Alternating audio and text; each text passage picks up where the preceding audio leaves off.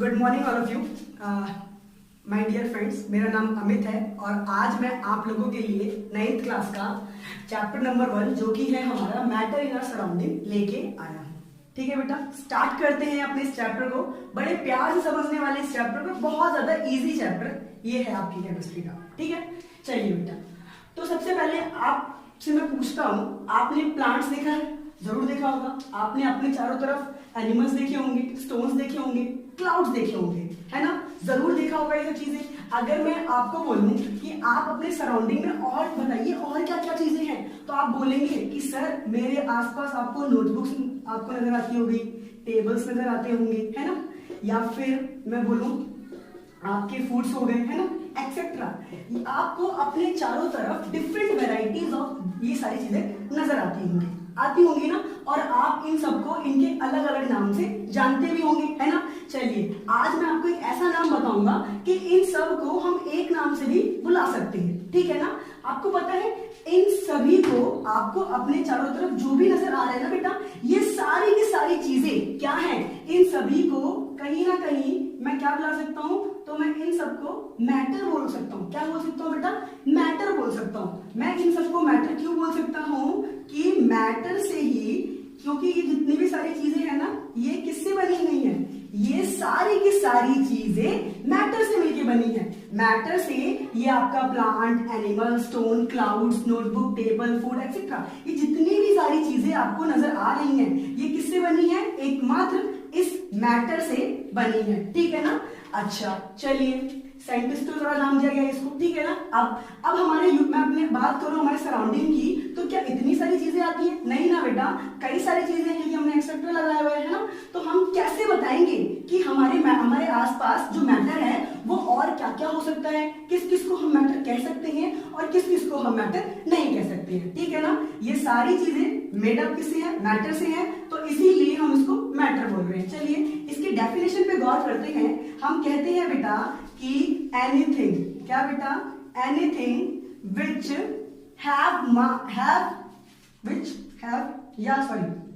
हम बोलते हैं विच occupy space and have mass.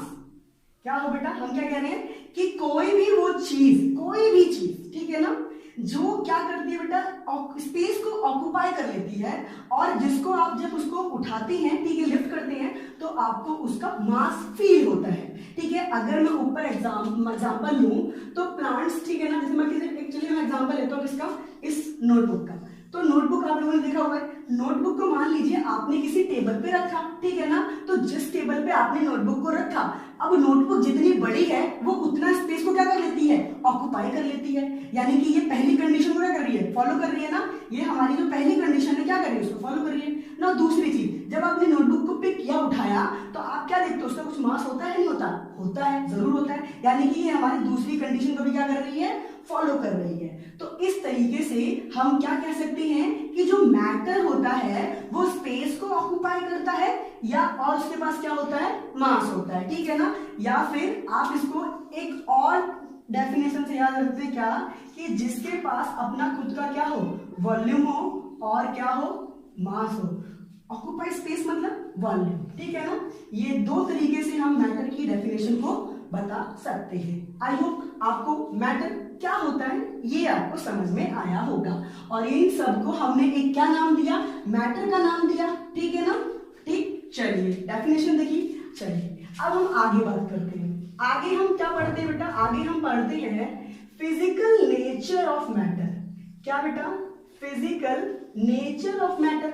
Physical nature of matter क्या है? यहाँ इस फिजिकल नेचर ऑफ मैटर में हम मैटर के बारे में थोड़ा सा और पढ़ेंगे, थोड़ा सा उसको और समझने की कोशिश करेंगे कि ये सारी चीजें मैटर है।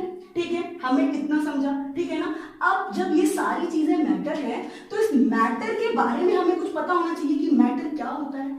मैटर क्या होता है ये हमें पता लगा। अरे ये किससे बना होता है? ये भी तो किसी ना किसी से बना होगा।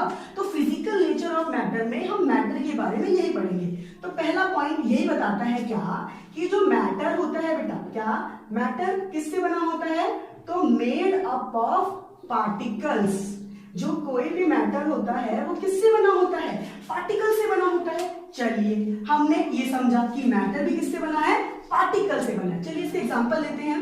अब ये पार्टिकल से बना होता है, ठीक है, तो इसके ऊपर ना एक बहस भी है कहीं ना कहीं, याद रखना, ठीक है। तो हम कैसे कहते हैं कि मैटर जो है वो पार्टिकल से मिलके बना है? तो देखिए बेटा, मैंने क्या किया, बीकर ले लिया, ठीक, इस बीकर में मैंने वाटर ले लिया। अब वाटर हमने क्या लिया? वाटर, ठीक है, इस बीकर में हाफ लिया है, तो इसका कुछ ना कुछ वॉल्यूम होगा, इसके पास क्या है? वॉल्यूम है, ठीक, इसका कुछ मास भी होगा, तो यानी कि एक मैटर है, ठीक। अब इसमें हमने क्या ऐड किया? इसमें आप शुगर को ऐड कर लीजिए, ठीक, शुगर का भी कुछ वॉल्यूम होता है, शुगर का भी मास होता है, दे बोथ आर मैटर। अब मैटर किससे बने हैं? पार्टिकल से बने हैं। यानी वाटर हमें जो इतना बड़ा नजर आ रहा है आपको, ठीक है ना, इतना बड़ा कहने का मतलब इतनी, अरे उसका जो इतना बड़ा वॉल्यूम आपको नजर आ रहा है, उसके अंदर कहीं ना कहीं क्या छोटे छोटे क्या है? इसके अंदर पार्टिकल्स है। क्या है बेटा? छोटे छोटे पार्टिकल्स है, ठीक। जब हमने इसमें शुगर को ऐड किया, ठीक है, दोनों को मिक्स किया, तो कुछ टाइम के बाद मैं क्या देखता हूं कि क्या हुआ, ये जो शुगर है वो उस वाटर में क्या हो गया बेटा? डिसॉल्व हो गया, यानी कि घुल गया। अब एक बात बताइए कि जब आपने उसमें क्या किया, जब इस वाटर में शुगर को ऐड किया, तब आपको शुगर उसमें क्या नजर आ रहा था? ठीक है, हाँ नजर आ रहा था। उसमें मिक्स होने के बाद शुगर नजर आ रहा था? बिल्कुल भी नहीं, ठीक है। क्या इसके वाटर लेवल में पहले और बाद में कोई चेंज आया? तो आंसर बिल्कुल भी नहीं आया, ठीक है ना। इसमें इसके वाटर लेवल में कुछ भी चेंज नहीं आया, ठीक है ना, बिल्कुल चेंज नहीं आया। इसका मतलब क्या कि शुगर क्या हुआ? वाटर के उतने मॉलिक्यूल, ठीक है, जितने मॉलिक्यूल के साथ जितने वाटर के वॉल्यूम है, ठीक है ना, उसमें बहुत सारे क्या वाटर के क्या है? पार्टिकल्स हैं, और उतने ही पार्टिकल्स में क्या शुगर जो है वो क्या हो गया है? वो टूट गया है। शुगर क्या हो गया है? उतने ही पार्टिकल्स में डिसॉल्व हो गया है, इक्वल अमाउंट में क्या हो गया है? टूट गया है। इसमें व्हाट कि शुगर क्या छोटे छोटे पार्टिकल से मिलकर बना हुआ है ना, क्योंकि वो वाटर के उतने ही पार्टिकल्स जितने इसमें प्रेजेंट हैं उतने में ही शुगर डिसोशिएट हो गया, ब्रेक डाउन हो गया। इट मींस व्हाट कि मैटर किससे बना होता है? पार्टिकल से मिलके बना होता है। आई होप आपको फर्स्ट प्रॉपर्टी समझ में आई होगी, ठीक है ना। एक और ले लेते हैं हम लोग एग्जांपल, चलो सेकंड प्रॉपर्टी हम बात करते हैं। सेकंड प्रॉपर्टी कहती है कि ये जो पार्टिकल्स ऑफ मैटर होते हैं, ठीक है ना, ठीक है, sorry properties means what physical properties करते हैं क्या, पार्टिकल्स ऑफ मैटर ये जो होता है ये बहुत ज्यादा स्मॉल होता है, आर टू स्मॉल। क्या है बेटा? बहुत ज्यादा छोटा है। अब ये पार्टिकल्स ऑफ मैटर बहुत छोटे कैसे होते हैं? चलिए इसको समझते हैं हम लोग, ठीक है।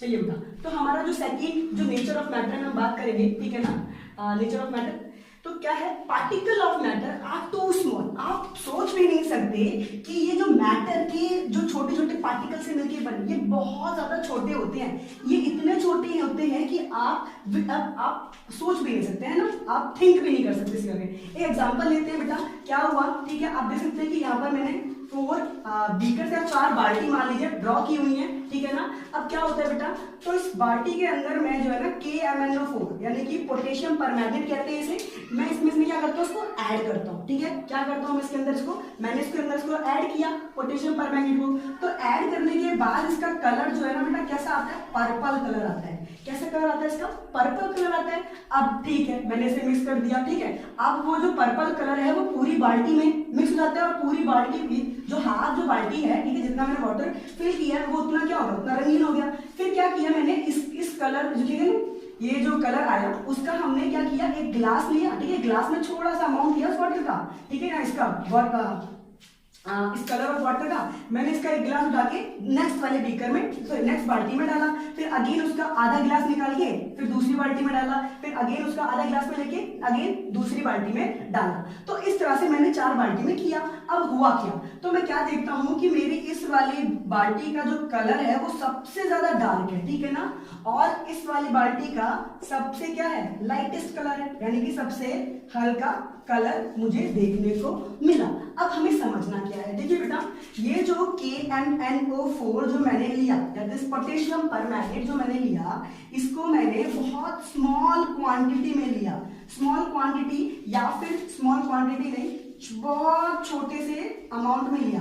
जैसे कि मान लीजिए इस पूरी आधी बाल्टी में मैंने केवल 1 चम्मच, मान लीजिए 1 चम्मच, ठीक है ना, क्या पोटेशियम परमैंगनेट मिलाया, ठीक है ना। पोटेशियम परमैंगनेट जब मैंने इसमें मिलाया तो क्या किया बेटा, अब ये जो कलर था वो पूरी, ठीक है ना, मैंने बाल्टी को आधा फिल कर रखा है, तो पूरा कलर जो हो गया कैसा हो गया, पर्पल, यानी कि वाटर के इस बाल्टी में जितना भी वाटर के जितने भी पार्टिकल्स प्रेजेंट हैं, ठीक है ना, जितने भी पार्टिकल्स हैं उतने ही पार्टिकल्स में कौन टूट गया है, पोटेशियम परमैंगनेट टूट गया है। तभी तो पानी जो है पूरी हाफ बाल्टी में बराबर क्या हो गया, रंगीन हो गया, है ना। ठीक, तो अब देखिए बेटा, ये छोटा अमाउंट लिया था मैंने, ठीक, अब ये उतने पार्टिकल में टूट गया, यानी कि साइज में क्या हो गया, छोटा हो गया, यानी कि ये आगे चल के क्या हो गया, ये छोटे छोटे पार्टिकल्स में टूट गया, ठीक है ना, टूटा, पार्टिकल्स में टूटा, ठीक। नाउ नेक्स्ट छोटा और छोटा हो गया, फिर उसका आधा जब गिलास लिया हमने नेक्स्ट बाल्टी में डाला, फिर ये अगेन उसका कलर क्या हो गया, पूरे आधी बाल्टी में फैल गया, ठीक, यानी कि और छोटा हुआ, फिर अगेन ऐसा किया हमने, फिर अगेन ऐसा किया। इसका मतलब क्या, आप देख सकते हैं कि इसका कलर जो है खत्म नहीं हो रहा ना, बस क्या हो रहा है बेटा कि कलर फीका पड़ रहा है, इसका सबसे ज्यादा डार्क, फिर इसका थोड़ा सा फीका, फिर इसका उससे फीका, फिर ये उसका फीका, यानी फेड होता जा रहा है, ठीक है ना, बट कलर खत्म तो नहीं हुआ। इसका मतलब क्या हुआ, इसका मतलब ये हुआ कि particles of matter are too small, ये बहुत ज्यादा छोटे छोटे होते हैं, ठीक है, आप विजुअलाइज भी नहीं कर सकते, ठीक है ना, ये आप सोच भी नहीं सकते, थिंक भी नहीं कर सकते, इतने छोटे ये होते हैं। चलिए, आई होप आपको ये चीज समझ में आई होगी।